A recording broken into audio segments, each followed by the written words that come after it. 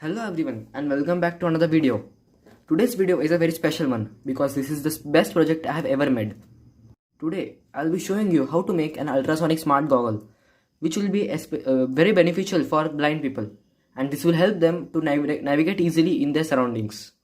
This will not only help them in navigating but also it will reduce the risks of accidents that may occur due to their blindness.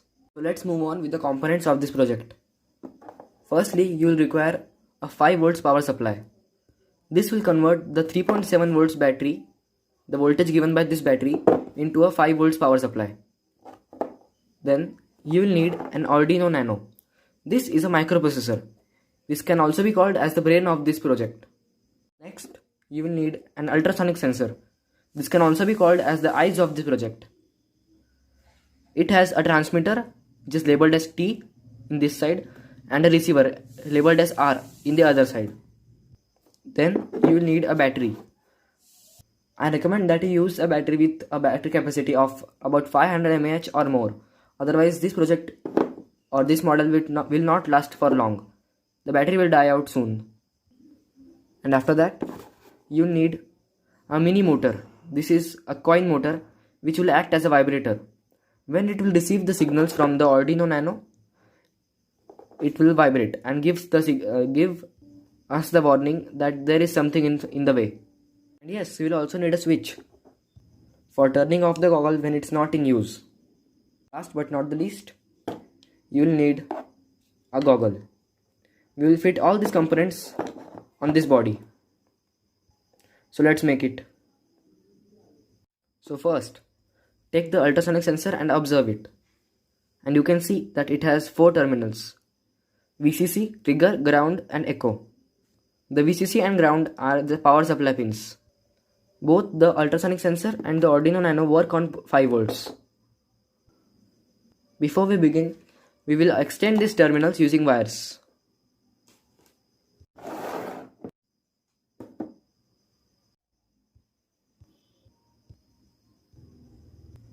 So it will look like this. Now we will glue this sensor on the goggle, just like that, using a glue gun. So now that's done. The next step is to attach the Arduino Nano on this end. I recommend you to attach it on the right end, facing the goggle forwards. Do it just like that. Now attach the ground pin, which is the negative 5 volts pin of the sensor, to the ground pin of Arduino Nano, which is right here. As you can see, this one. Attach the ground pin there. Now if you have done that, the next step is to attach the echo pin, which is this one right here. Echo pin to the D3 pin of Arduino Nano.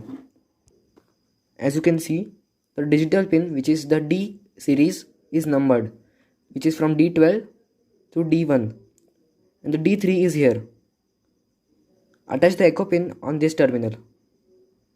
If you have done that too, then connect the trigger pin, which is the second pin, to the D2 pin of Arduino Nano, which is right before D3. It's between the ground and the D3 pin, as you can see right here. Connect the trigger pin to that terminal. Now remains the last pin, which is the positive 5 volts or VCC. As you can see, the VCC is the first pin.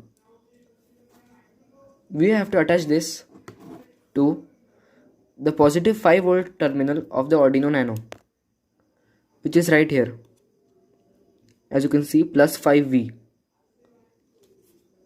It is the initial form. Attach this wire on this terminal. Now comes the motor. Here the red one is the positive and the blue one is the negative. So we will attach the blue one to the D12 pin of Arduino Nano. As you can see, the D12 pin is right near the connector in the corner here. Attach the negative one on the D12. For that, the positive pin, we will attach it to the analog 3 pin, which is the A3. It is right near the processor or the motherboard. It is here, A3. We will attach the positive one on the A3. Next step is to attach the battery using glue to one side of the goggle. Remember, don't attach the battery on the place where there are wires. Attach it on the other side so that it won't make up a mess. Next step is to take the power booster or the boost converter, and as you can see on the USB plug there are 4 pins. We have to attach wires to the 2 pins on the corners, which are this one and this one. This will give a power supply without a USB cable.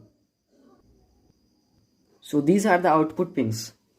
But below you can see there is a symbol named B+, and on this side it's B negative. These two are the input pins. The positive and negative pins from the battery will go in here, and the output will be the 5 volts, which will be used for our entire project. So now take out 2 wires from these 2 terminals on the corners. In total there will be 4 wires. Attach this booster circuit on the goggle using glue. So now as you can see, it has 4 wires.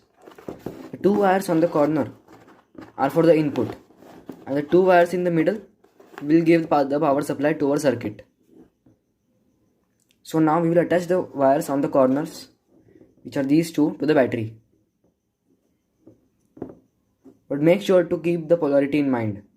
Opposite polarity may even cause short circuit, or the circuit may even catch fire. You might also need to add a switch because you don't want the battery to drain quickly. So I have just cut the wire in the middle and added a switch. This will improve the battery's life. Here comes the last piece of wiring, which is the power supply. As I have told you earlier, GND, which stands for ground, is the negative power supply. And the black wire that we attached earlier from the ultrasonic sensor is right here. So we will solder the black wire on this place, on the ground, and the red wire, which is the 5 volts in, we will solder it in the same place we soldered the ultrasonic sensor. So here it is ground here, and 5 plus 5V on the other side. So finally the project is ready. The only thing remaining now is to do the coding of this motherboard. So with the Arduino Nano, there is a cable, which is the USB micro B cable. This end can be attached to a PC, and this smaller one is attached to the Arduino Nano. For the coding, you will have to download the Arduino IDE software from Google Chrome.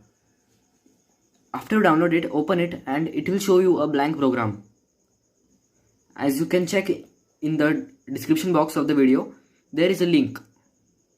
That link will contain this program. You simply have to copy this and paste it in your Scratch program, which is the blank one. After you do that, click on this tick, which is verify. And then, as you can see, the upload option in the top left, click on that. This will upload the sketch in your Arduino Nano. After doing this, your project is totally complete and you can test it. But remember, Arduino Nano comes in various versions. The original Arduino Nano costs over 1000 rupees. So if you take the third party Arduino Nano, then click on the tools option here and then select the board Arduino Nano, and after that, as you can see, the processor, next option, which is processor, and select Atmega 328P old bootloader. These two are different ones. So you have to select the old bootloader one. And after that you have to compile the sketch and then upload it. So now time to test it. As you can see, it's powered on. There is a green light. When I bring my hand near the sensor, it makes a sound. As you can hear. The distance of this sensor can be adjusted manually through some modifications in the code. And it can even be increased up to 6 feet. So thank you for watching, and I'll catch you in the next one.